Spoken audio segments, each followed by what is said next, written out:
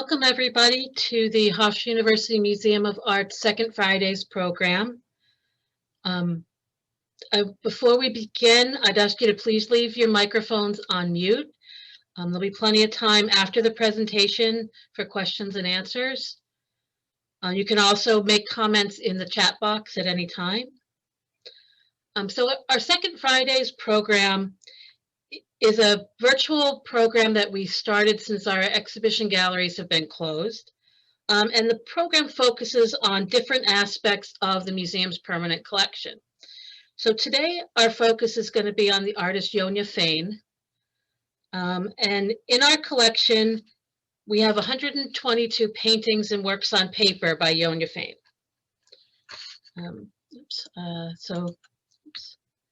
This is our recap about what our permanent collection has. More than 5,000 works covering American and European drawing, paintings, prints, photographs, sculpture, and other media, with concentrations of work in African, Asian, Melanesian, Central, and South American artifacts. So today we're going to talk about Yonia Fain. Yonia was born in Bolshevik Russia, which is now the area that is now part of the Ukraine, in 1913. In the 1920s, his family fled and moved to Vilnius, Poland, which is now Lithuania. So Fain earned his Bachelor of Arts and Master of Fine Arts degrees at the University of Vilnius. He and his first wife fled Vilnius for Warsaw in 1939. Then at the time when the Nazi invaded Poland, they were living in Warsaw, and they had to escape on foot, making it to Russia, where Fain was conscripted into the Russian army as an artist. He refused to create propaganda art and was thus in danger. So they obtained falsified documents and transit visas signed by the now famous Japanese diplomat Sugihara, and they escaped through Siberia to Japan. Ultimately, the Fains spent the remainder of World War II in Japanese-controlled Shanghai Ghetto, where Yonia made a living painting portraits of Japanese soldiers and their families. He continued to write poetry through this period. He's also a Yiddish poet, and he held a number of exhibitions of his work. So this is a photograph of Yonia in Shanghai with other refugees. Shanghai at the time, Shanghai was an international community since the mid-1900s. It had been colonized by different powers, by the British, the French, and the Americans over the years. So there was a lot of refugees and immigrants to this colony. And the Fains were part of what's considered a third wave of Jewish refugees that came in the fall of 1941. So we have a few works on paper that Yonia did while he was in Shanghai and saved. Obviously, he didn't bring very much out of Shanghai with him when he moved on. So we have a few works on paper that he carried with him. And this one is called The Night. And it is a drawing on with pencil and ink on paper. And Yonia, well, there is an element of abstraction in his work. He was very much about being a witness to history, was very much his mission. He wanted to capture the events that he was living through. So it's very much on his mind as he's working. So these are a couple other drawings he did while he was in Shanghai. His drawings can capture a great deal of emotion and very expressive in his way. The drawing on the right is obviously a portrait of a specific person, whereas the drawing on the right is more about a feeling, and it's called Alone. Okay, so while he was in Shanghai, he also had an exhibition of some works at the Jewish Club there in 1942. So we have this, and even though his name went through some spelling changes depending upon, until it finally settled on the Yonia Fain, the way we spell it now. some different places have different spellings of his name if they come. So we don't know. Somebody always asks me, do we know what happened to these works? And we don't really know. I don't know if they were purchased at the time, if they got left in Shanghai. We don't really know. So while he was in Shanghai, he learned about the work of the Mexican muralists who, after the Mexican Revolution from 1910 to 1920, painted public buildings with murals that reflected the social and political events and ideas of the time. And he very much admired the work of Diego Rivera in particular. So Diego Rivera was one of the most important figures in the Mexican muralist movement, and won international acclaim for his murals that promoted social justice, political causes, and venerated the native heritage of Mexico. So Yonia Fain felt very much a common bond with Rivera's work and purpose. And he really wanted that idea that he was seeking to express his own experiences and those of others through his art. So when World War II ended, friends of his encouraged Fain to go to Mexico. And he met Diego Rivera, who had seen some examples of Fain's work. Rivera embraced Yonia Fain as an equal and felt a strong connection with him.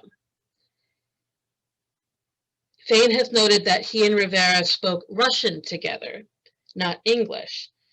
Diego Rivera and his wife Frida Kahlo had befriended the communist leader Leon Trotsky, and after he received political asylum in Mexico and during the 1930s. So Rivera spoke Russian, so that was the common language for them. So Diego Rivera was instrumental in arranging for Yonia Fain's exhibition at the Palacio de las Bellas Artes in 1948, and Diego Rivera actually wrote the statement in the little brochure for the exhibition, showing his strong, enthusiastic support for Yonia Fain. So also due to, the other thing is, I think that I should have really said, was there was a fairly large number of Jewish refugees who went to Mexico City after World War II. So he was part of another community of refugees. And there was so somebody that knew Yonia Fain knew Diego Rivera and connected them together. So that's it, one more. So this is just a list of the works that were on view in Mexico in 1948. And then one of the other, while living in Mexico City, he completed a wall mural and ceiling dome painting for the memorial chapel at the Jewish cemetery. So this chapel stood as a monument to the memory of the 6 million of our fellow men and women, old and young, who perished during World War II. The painted dome illustrates the biblical story of the vision of Ezekiel, in which under the Lord's command, the valley of bones comes together and returns to life, forming a great army. So Ezekiel stands with a raised arm, and the figures around him are in various stages of regeneration. Bones, muscles, skin, and entire bodies can be seen. The images of death and killing are juxtaposed with ones of revival and new life. And these themes of destruction and hope continued to inform Fain's work throughout his life. And there's also a mural on the side wall that depicts the uprising of citizens in a city, with the people marching and struggling and fighting for their lives. And the theme of uprising is also a recurrent theme in Yonia's work. So from 1947 to 1953, he lived in Mexico City, and he taught at the University of Mexico. He painted and exhibited his work, and was also, which included representing Mexico in the 1952 Carnegie International Exhibition of Contemporary Painting in Pittsburgh. which at the time, the annual Carnegie International exhibition was a very big deal for an artist to be in that exhibition. So in 1953, at the urging of his friend, another Mexican artist, Rufino Tamayo, Fain moved to New York City. And he began to connect with city galleries, having numerous exhibitions during the years. And he also began teaching at the Brooklyn Museum and eventually moved on to teach at New York University and then taught at Hofstra University from 1971 to 1985.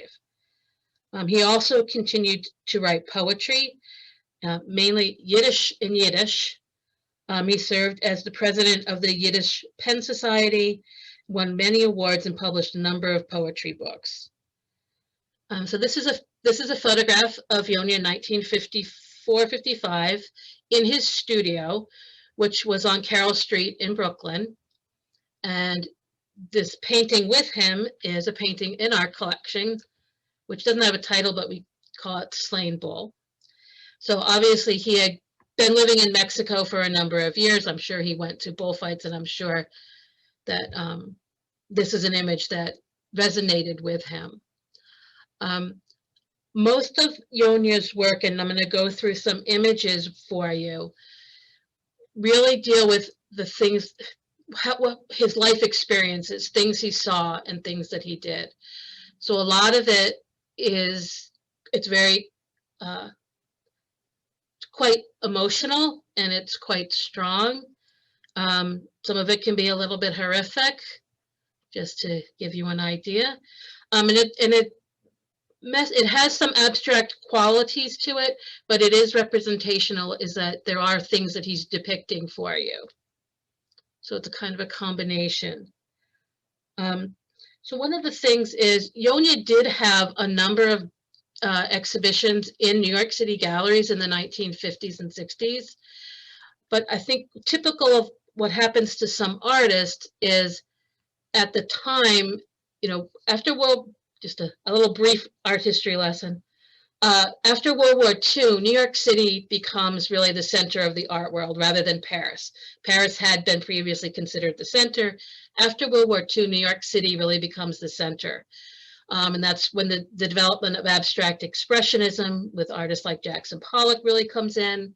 And then after abstract expressionism, you have a greater interest in abstraction as a whole. And then you have movements like minimalism and pop art that become popular. Yonia doesn't fit into any of those categories as an artist. He's kind of doesn't really conform. So part of what happens is it gets harder for an artist to kind of fit into the history and to fit into the gallery system when he's not working in the most popular manner. So while Yonia continued to paint until he died in 2013, he was working until he died, but he didn't always have the same recognition as some of his contemporaries, partly because of he did not want to give up representation. He really felt he was a witness to what had happened in his life, and he didn't want people to forget. The idea of not forgetting and remembering was very important to him. He said it all the time. So this is a painting called The Scream from 1962. I don't think we need many words to understand what he was trying to evoke in this painting. It is the same title as Edvard Munch's famous painting, The Scream, and it is definitely a very emotionally charged image that really you can see the rage and the grief without question.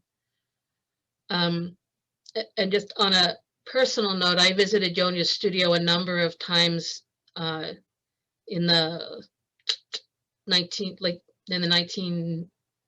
2000s, and to walk into his studio and see these pieces all together was really overwhelming sometimes, because there's so much emotion in them and so much grief, and but to talk to Yonia himself, he was a very kind and gentle person who could not have been warmer and more welcoming. So the difference between the person I knew and the images he painted was really very dramatic. So I'm gonna go through. Yonia also painted a number of biblical themes. He did a number of crucifixions. This is not necessarily the crucifixion of Christ. It is the idea of man being crucified, and man's inhumanity to man is more what he was going for, but he used the symbol of the crucifix quite often in his work. So his subject matters did evoke some biblical subjects. He's done paintings of Cain and Abel. I'm trying to think of, he did a series on Job. We have a watercolor series about Job. So there's a number of things that do relate to it, but I think that his intention was more to talk about man's condition and humanity rather than necessarily a religious symbol. But again, he also painted the things he knew, and this is a painting, quite a large painting, and it's called Studio with Two Portraits. So this is an image of an artist in his studio. And you can see towards the bottom right, there's a figure seated on a stool, and that's the artist in his studio sitting. So it just gives you an idea of some other imagery that he created. And as you look at this, you can see that there are paintings all around the walls. You can see that there's some fabric draped on a hook, but it's not representational in the sense it's easy to read, but there are images in there and objects that are represented. So it's not like photorealistic, but it is realistic. But he also used his paint very, what we would call loosely, so it's very brushy. Okay, and this is the largest painting that he did. It's called the Holocaust. So I would just say, just give it a minute and kind of look at it, and you'll start to see images in the paint. You'll see things come out. There is, towards the center, you can see a horse's head if you look carefully, and there's a figure to your right, but there's also kind of, you're not quite sure what's going on because it looks like there's somebody bent over with their arms and hands dangling on the right. So are they, what kind of state are they in? So it's a painting that you need to kind of spend some time with and look at. There's also up towards the top of the left of the painting, there's a series of blades or sickles that are, you can see them kind of as an angle. And I know that because I've seen him use the same imagery in other paintings, so I can see it more clearly probably. But as you look at his work, you'll see there's recurring themes and images that he uses some certain things again and again. And this is called Gates of Sodom. And a number of his works include these images of very kind of horrific looking machines with blades and claws.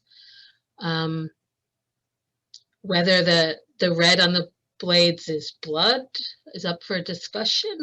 But then it's got this beautiful blue-black background that looks like a blue sky. So it's kind of this color use is interesting sometimes for the imagery that he's creating, because it's not all dark. It's got some very light pastel-y colors sometimes.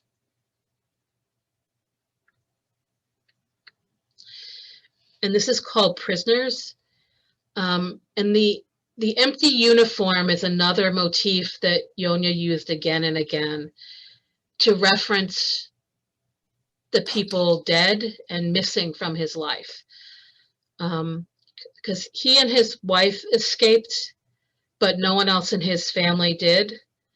And he was very adamant when he was in Shanghai, he was not going back to Europe. Europe was dead for him, which is part of the reason why he went to Mexico City. Just as an aside, he and his wife divorced in Mexico City, and he met and married his second wife, Helen, and they moved to New York together. She was an American. So this is, again, the uniforms hanging with no bodies in them, representing what was missing from him, for him. And the empty uniform is a recurring theme of his also. And this is called Storm. And this is, again, this is a larger painting, 4 feet by about 8 feet. And this has a real sense of drama and movement and foreboding in this image. And it's really an image that he did again and again, that kind of ominous feeling. And I think what he lived through in the 20th century was really he very much internalized his experiences, and they came out in his artwork. So again, you can see on the right-hand side, there's something almost that looked like claws or talons. And, you know, whether it's the city that's being overtaken, was one of the, another theme that he painted on often. Okay. So this is Yonia in about, I think these were from 2012 or 2011. He was no longer able, you know, he became wheelchair bound, and he had macular degeneration, so he couldn't see as well. But he couldn't reach his studio, which was on the upper floor. So he continued to do these drawings on paper. And I wanted to show you this because that stack on the right, those are drawings that he was doing. He would do them every single day. Even though his vision was going and his mobility was going. So he continued to work. And these are, so I'm going to show you a couple of these images. This is from 2008, and this is called Uprising. So again, it's the idea that the people are marching in the street and they're protesting, and it's that kind of idea. Was an image he used again and again about, people moving against the authoritarian government. And then this is from 2012. It's called The Mountain, and you can interpret what you would like to see in that mountain. To me, I see a lot of figures, but this was one of the later works that he did.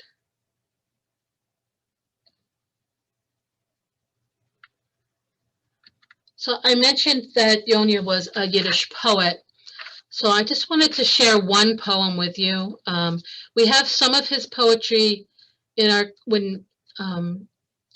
when Yonia passed in 2013, we were able to get a lot of materials from his studio.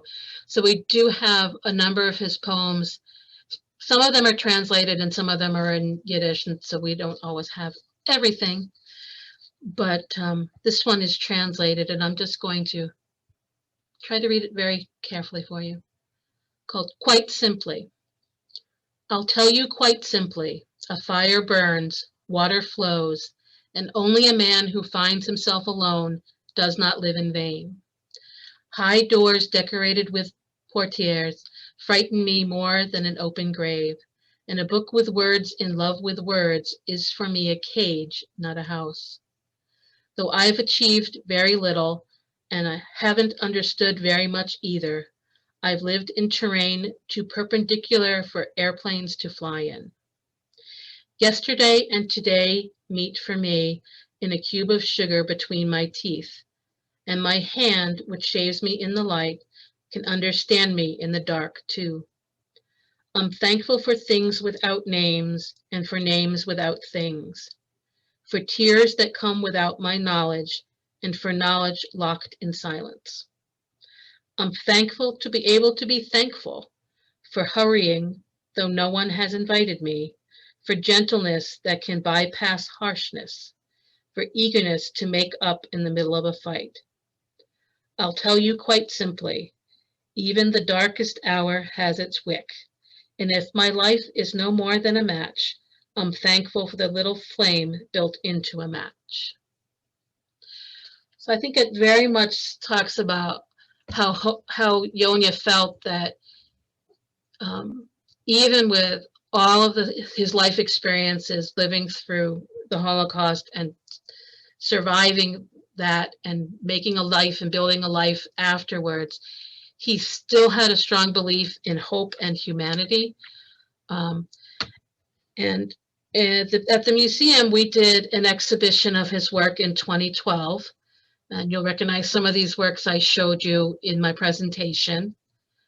And this is, this is one of the other shots that gives you some idea of the scale of the paintings.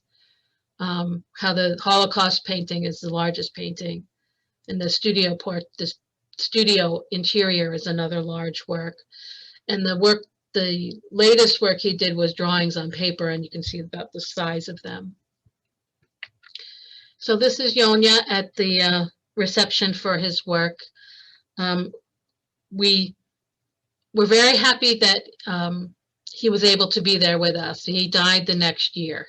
He died when he was 100. He had just passed his 100th birthday. So for Yonia, he really had a mission about what he wanted to do, and he really wanted to express through his imagery, both in his paintings and in his poetry, a message of survival and hope. And although his work focuses upon the Holocaust, about despair and atrocities and brutality, but it still did not diminish his hope in it and in the future. So one of his legacies was he always said, "We must remember. Remember, remember, remember." He repeated it all the time. So that's the work of Yonia Fain, and I'd be happy to answer any questions anyone has, or I don't know if anybody has put anything in the chat. No. If you want to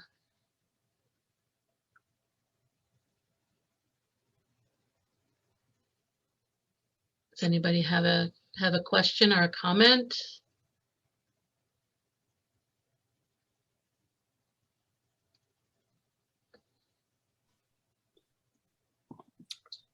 I am woefully ignorant about most art, and frankly, I've never heard of him before.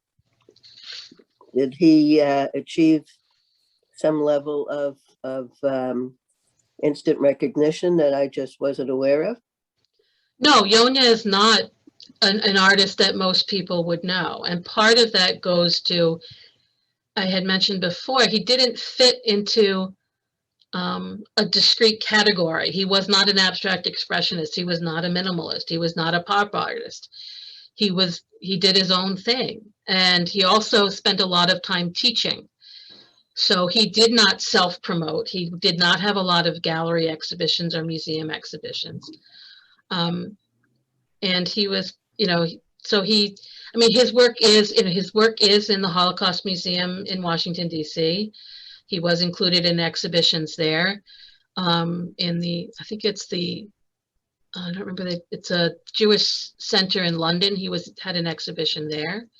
So it's not that he was not exhibited and not known. It's just he never got the level of recognition that you would have name recognition.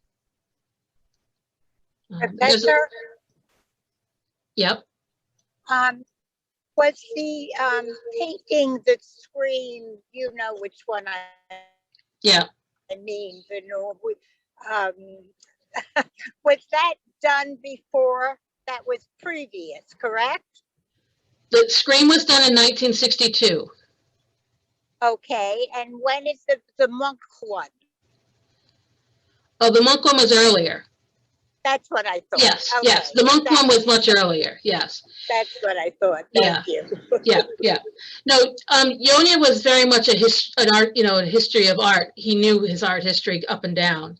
So there was no Okay. question that he was definitely referring to Munch's painting. No question. Yes. Yes. Yeah. Fascinating. Just wonderful. Thank you. I You're welcome. didn't know anything about him. Wonderful. So his work was mostly featured in Jewish venues. It seems to have been, yes. Makes sense. Well, he called himself a Holocaust artist. That's the way he identified himself.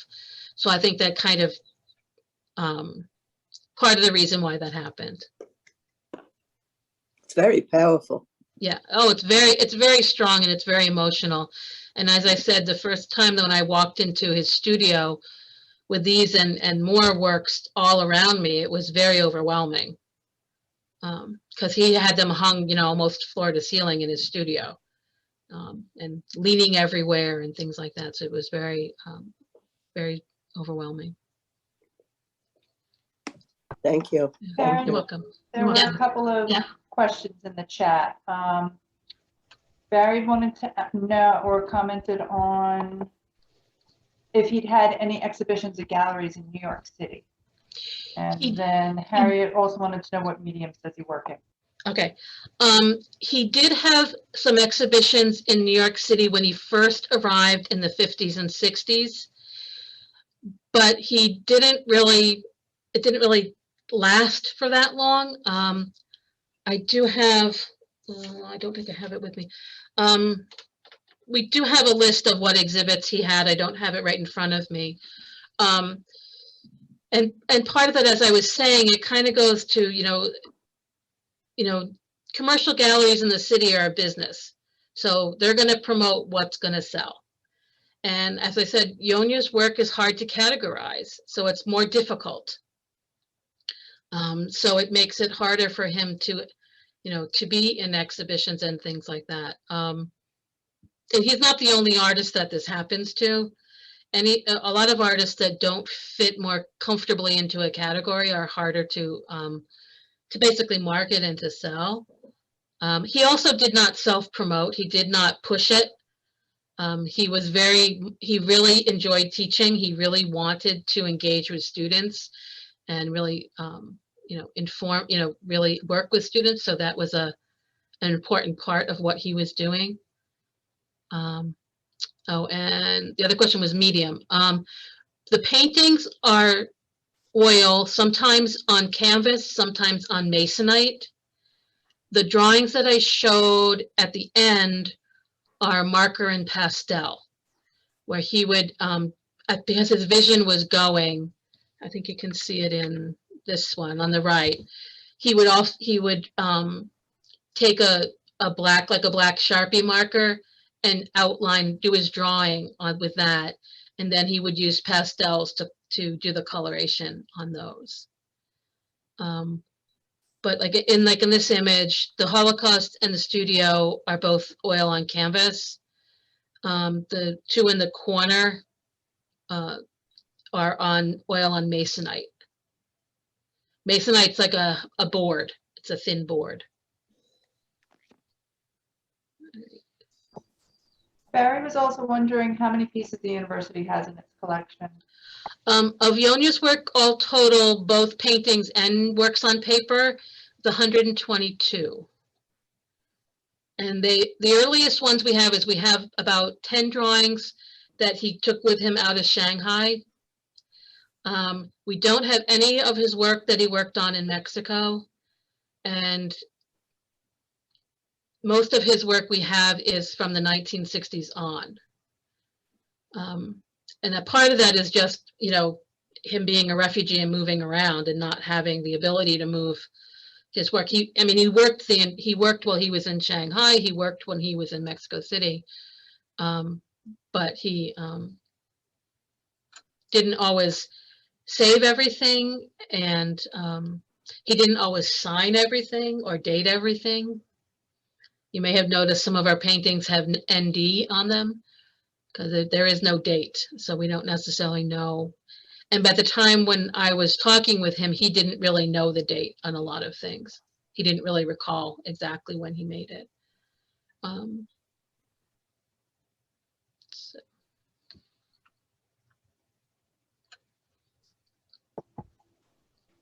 Anything else, Jackie? There were a couple of comments. Susan had noted when she had seen the exhibition at the Loeb Gallery and about how you had to really stop and look, you couldn't walk by it casually, that he had a lot of talent. She thought he must have been an amazing teacher. And Carol asked, what was the reason for not signing? I'm not, thank you for the compliment on the 2012 show. It was a very emotional show, very dramatic. As far as not signing, I don't know. Some of the work we found in the studio unsigned was obviously unfinished, but a lot of it was unsigned, but it was completely finished. And we would, we would have to bring things down from the studio to his level where he was living because he couldn't get up to the studio. And, he would talk about some of the works. And so we know that they were complete. It just, some artists are more diligent about it than others. He just wasn't that diligent about it, I guess. So. And a lot of them are signed on the back, not on the front. Just so you know, some of them have the title and the date and things written on the back that you may not see. So.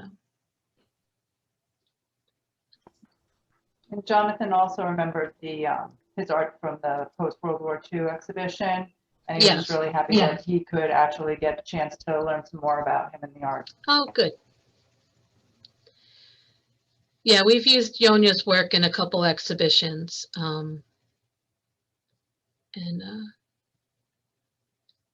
So it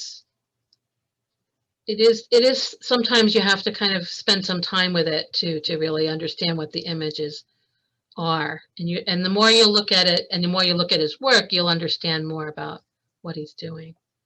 But it is very much about his own personal experience and kind of his way of dealing with those emotions.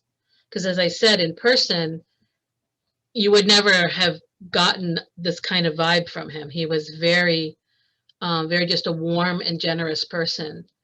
And it was kind of jarring to see some of his images that he painted because they're just so horrific that you're kind of taken aback. But.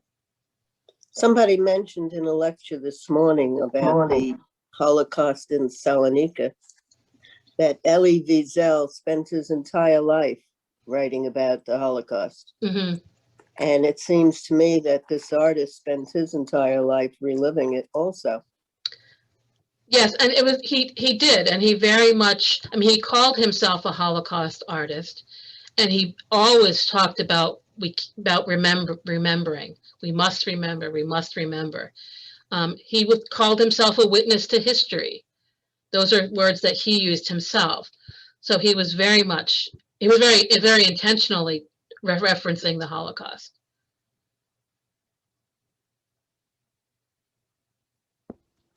Barry had also commented that it looked like there were hundreds of drawings in the studio and was wondering if we knew what happened to them. Some we have, some of the estate has. So I don't know whatever. Some of them were in really bad condition, to be quite honest, because he had stacked them. They stayed stacked for so long. Pastel is a very fragile material, and the weight of all those papers on top of each other caused some damage to some of them. And some of them were very unfinished and a bit repetitive. So we selected a sample, a representative sample of those kinds of images. Carol was wondering if Yonia did artwork on any other topics or just the Holocaust. Well, most of them relate to the Holocaust, but he did do, like, this is a studio interior here in this image that's still up on the screen. He did interiors of studios. He did some buildings, kind of neighborhood kind of spaces, but the vast majority dealt with his own, emotional response to the Holocaust. He did do some others. He did some, I didn't include any in this presentation, but he did a series of watercolors about Job, the story of Job. He did, I'm trying to think of what else we have. There are a couple portrait drawings like the one I showed you from Shanghai. There's some sketches like that. But the vast majority of them deal with the Holocaust. Did you say whether his second marriage lasted? Oh, yes, it did. Yes. It can be somewhat depressing living with somebody who's focusing on that all the time. But I think that he dealt with it a lot by doing it in his artwork.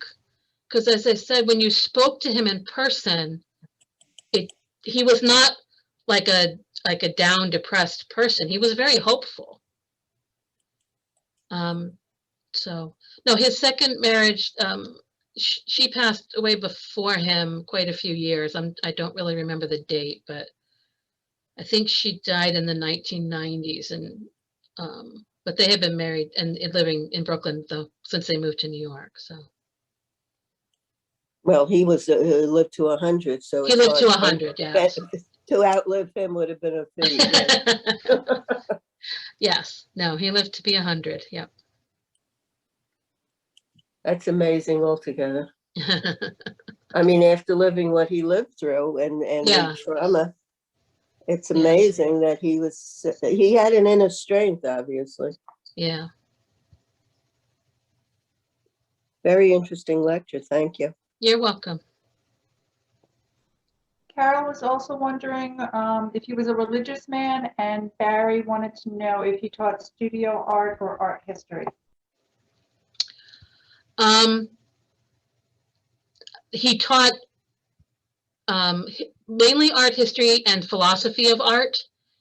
He did teach some studio classes, but he did teach mainly art history and philosophy of art at Hofstra anyway.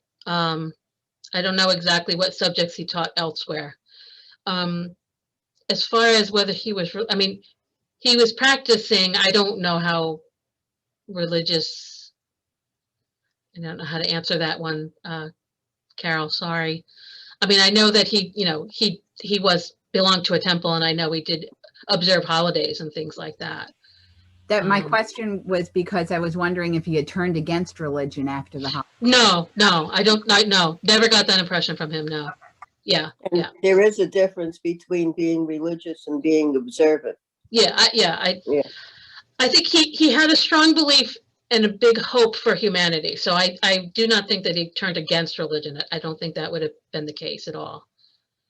I know he did, he was practicing, a certain Jewish rite. I don't know exactly how much. I can't tell you that, but.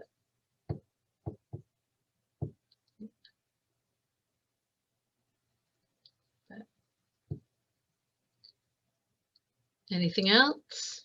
Anybody else have questions? Did we get all the comments, Jackie? Yeah, Carol just typed in thanks to both of us. You're welcome. You're welcome. So unless anyone's unmuting to chime in for something, I don't see anything else in the chat box yet at the moment. Okay. So I'm just going to remind you all that our next Second Friday session is May 14th. And we're going to talk about recent acquisitions to the permanent collection. We've been talking, since September, we've been doing programs on different aspects of the permanent collection. So I thought we'd talk next time about what's new in the collection, what we're working on, and give you some insight into if you have questions about how we collect things and how we store things and questions like that, rather than focusing on specific artist or art or our subject matter. So I thank you all for joining us this afternoon. Thank you. You're welcome. You're welcome. Thank you. Stay well. You